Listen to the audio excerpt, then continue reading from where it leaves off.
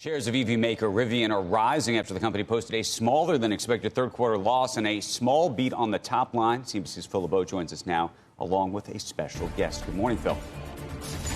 Good morning, Andrew. Let's bring in RJ Scaringe, founder and CEO of Rivian. Well, you heard what Andrew had to say there, RJ. Better than expected results in Q3. You raised guidance for Q4. A lot of that is because you've improved your execution. But how much of that is also a reflection of the fact that the demand that you're seeing for your vehicles is not softening at all?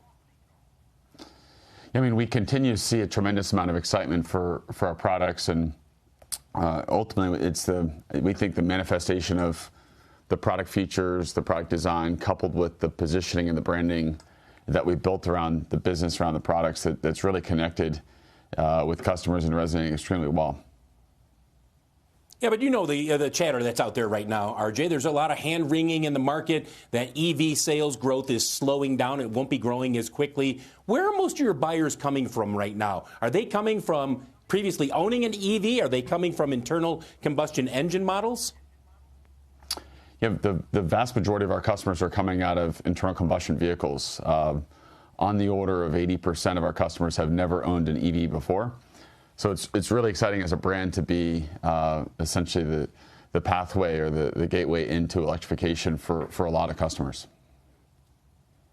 You know, you and I have talked about the fact that the pickup truck market, the electric pickup truck market, is going to get more crowded. You have Cybertruck being unveiled, the first delivery starting later this month. You've got both Ram as well as GM rolling out new models next month. When you look at that EV pickup market, it's different, though. I mean, Ram yesterday said we're going to have an electric, but also have an onboard gasoline-powered, basically, generator. Is the pickup market, electric pickup market, is it splitting into segments as you see it? Look, I mean, I think first I'd say broadly, there's been a lot of noise, as you said, just around overall electrification and the pace at which it's moving. And I want to be emphatic in saying that, you know, we're very convicted, deeply convicted, in that the entirety of the automotive industry will electrify over the next couple of decades, next, call it 10 to 20 years. And in order for that to happen, we need to have a lot of different consumer choices. We need lots of variety. We need different brands, different form factors, different price points. So we think it's very healthy and very important that manufacturers outside of ourselves create products that are compelling and interesting. And as you said, there's going to be very different takes on every segment, whether it's the truck segment, the sedan segment, the crossover and SUV segment. So we hope there's lots of choices and lots of variety in the space.